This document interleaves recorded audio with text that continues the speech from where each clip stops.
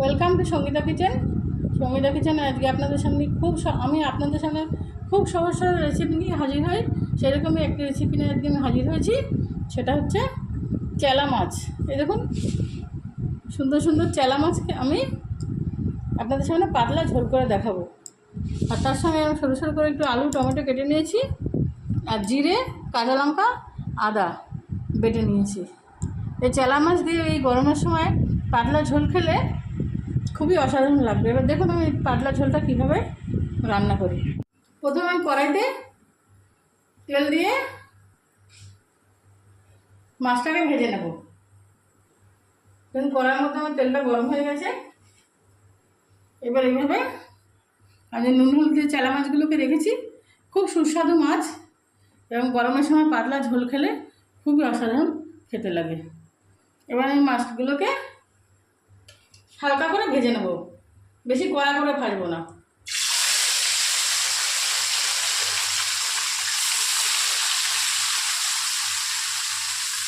সব মাছ আমি একবার দেবো না, মাছগুলো ভেঙে যাবে। এবারে মাছগুলোকে আমি ভেজে নিয়ে আপনাদের সামনে ফিরে আসছি। এই সব মাছগুলোকে আমি এরকমভাবে ভেজে একে একে তুলে নিয়েছি। এবার কড়ার মধ্যে আমি একটা শুকনো লঙ্কা ফোড়ন দিয়ে দেবো সামান্য একটু কালো জিরে,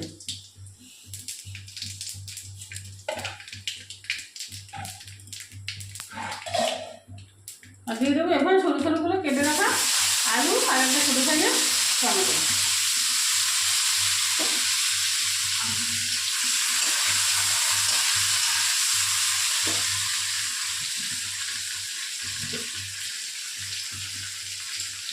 দিয়ে দেবো পরিমাণ মতো নুন,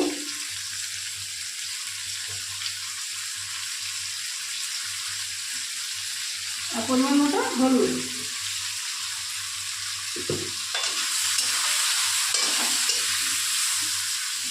এরকম পাতলা করে এই মাছের ঝোল খেলে আশা করি খুবই ভালো লাগবে।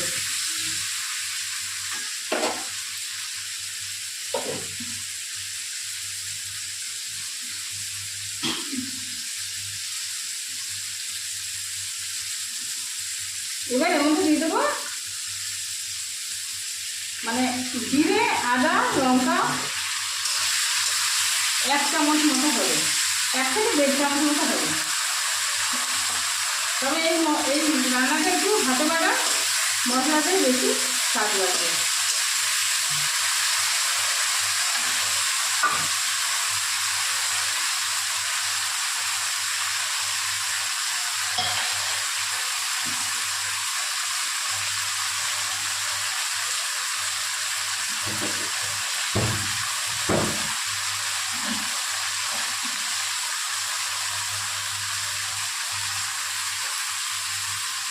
তেল ছেড়ে দিয়েছে মশলার কাছে, এবার আমি জল দিয়ে দেবো।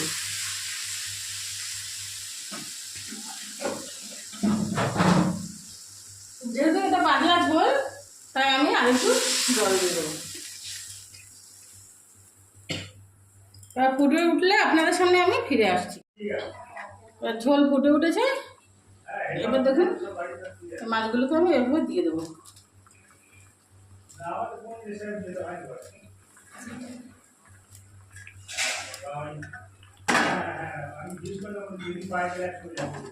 এইভাবে আরও 3-4 মিনিট ফুটিয়ে নিয়ে আমি নামিয়ে নেব।